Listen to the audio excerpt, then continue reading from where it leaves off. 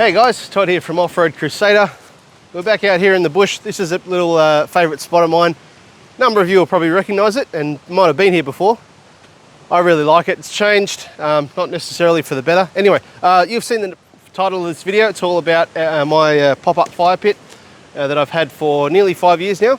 And I wanted to have a bit of a talk about some of the things I like about it, don't like about it, and potentially give it a pretty not great review.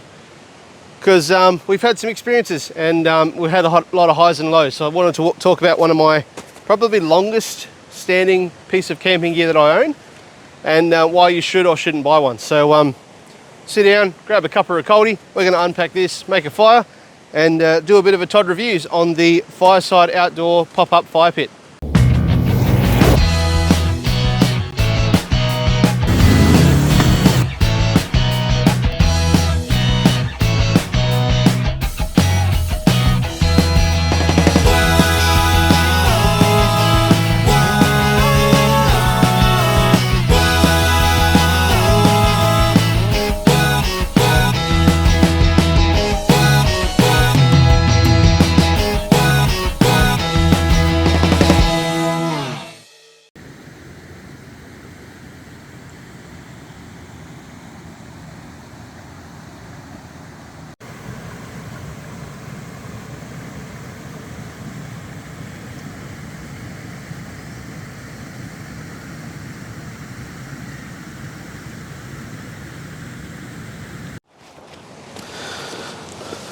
So I expect a lot of your comments right now are, hey look, there's a fire pit over there, why not use that? Problem is though, is that this fire pit, because it's in quite a popular spot, is full of broken glass, probably still smouldering stuff, burnt cans, that sort of stuff. We've also had a lot of rain in the last few days, and a lot of that soaked into all of that charcoal and stuff in there. And when you dig a hole, make a fire out of it, heats all that water up, turns into water vapor, rises up to the surface, and isn't really very positive towards your fire. Whereas a fire pit, such as this one, you can put on any wet ground and it gives you a dry, breathable surface to then light a fire and not have to worry about all the moisture in the dirt. A lot of the time when I go camping, I probably prefer to use the fire pit. Number one, because it elevates the fire a little bit, because usually when you're wanting to enjoy it and sit around it, having it all the way down on the ground level is great, but it's a long way down.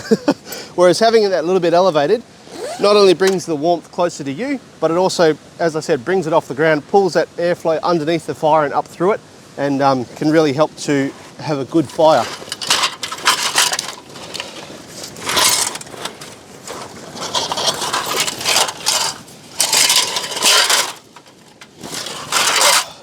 The other big benefit that I like about this fire pit is that because it uses a stainless steel mesh as the base, that air comes from underneath the fire and helps to stoke it, so it can help you get the fire going a lot easier.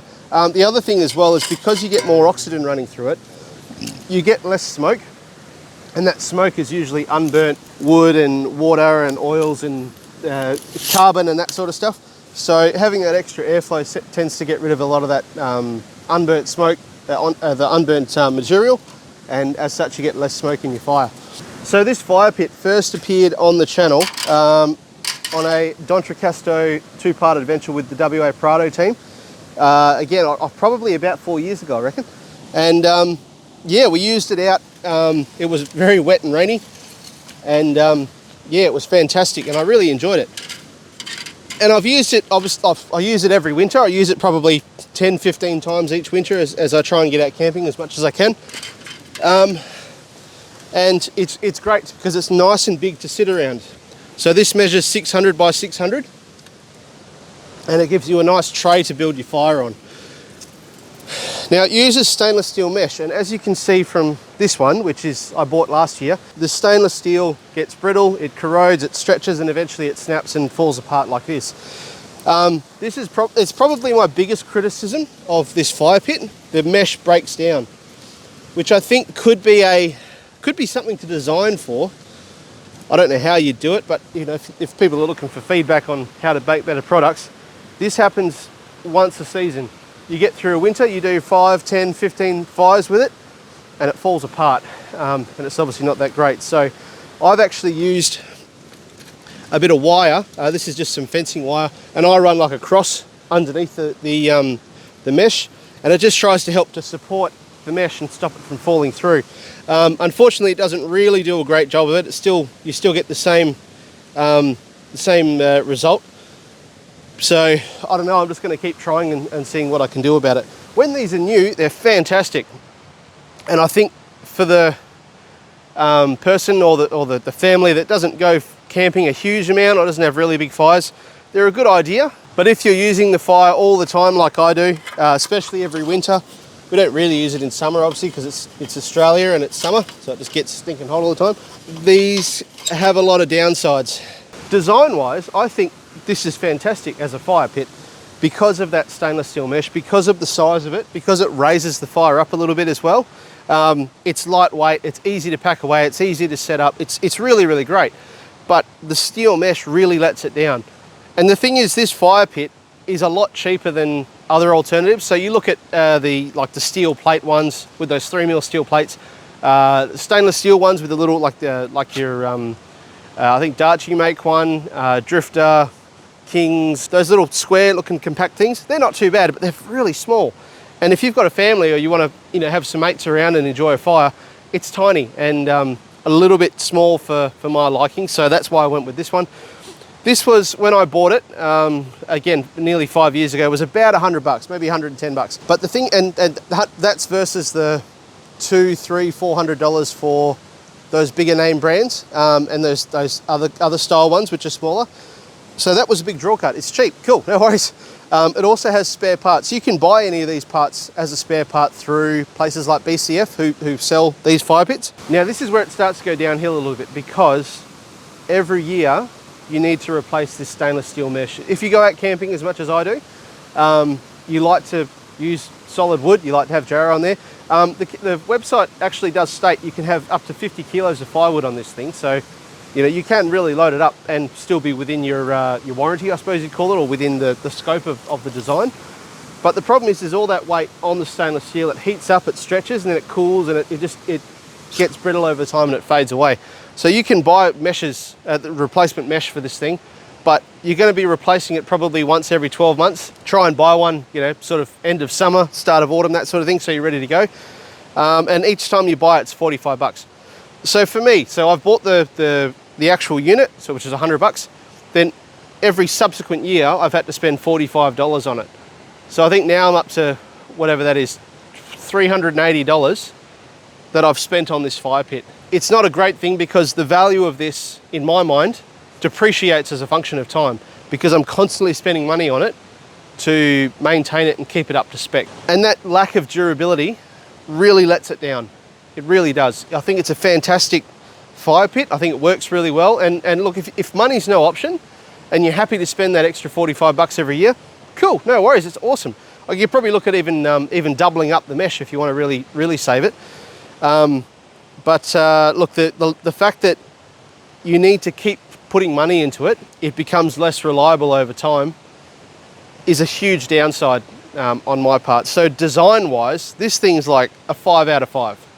Really good. Like the design of this thing is fantastic and I really like it. But the fact that it doesn't last, it falls apart and you need to constantly update it. Like the longer I own this, the more it's going to cost me money, versus buying a fire pit for $300. And yeah, you don't get as many benefits of it, but it's a buy once, cry once sort of thing. Whereas this thing, I'm constantly having to fix it and maintain it. So with that in mind, I mean, I can only really give this thing about a 2 out of 5. It meets it is a fire pit, but for me, for my followers who do go out four-wheel driving, do go out camping and get to enjoy everything, I've enjoyed it when it's been good, but a lot of the time it's been bad. Do I recommend this product? It's difficult. It's really hard to say. Like I said, if you sporadic use, once or twice a year, even up to 5 times a year, I reckon that you're going to have a fire, this would be pretty good. If you're only using small stuff, you got pine wood, this would probably work quite well because the stainless steel mesh isn't going to stretch and expand from the weight. However, if you're going to use a fire pit as much as I do, I probably wouldn't recommend this product. Look, even now I've set this up and I've gone, cool, no worries, and it's degraded further from previously when I've set it up, and I can't even make a fire in it now. That's how disappointing it is. Pop-up fire pit from Fireside Outdoors through BCF, 2 out of 5, wouldn't recommend. Find something else or dig a hole. So thank you very much for watching. If you want to support the channel, head down to the link in the description. There's the merch page in there. We do patches, we do stickers, we do shirts, and we're looking at expanding that range as well, depending on popularity. So head there if you want to support the channel. There's also a Patreon page. So all of my Patreon members, they get to see all these videos before you do.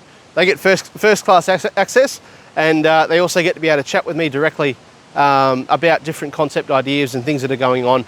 And look, I bounce a lot of stuff off my Patrons, and I really enjoy their contributions. And I think we all work as a team to make Off-Road Crusader what it is today. So if you want to support the channel, merch page, Patreon. If not, just like and subscribe. Leave a comment saying how good this thing is or not. So thank you very much for watching. We'll see you next time on Off-Road Crusader. Cheers.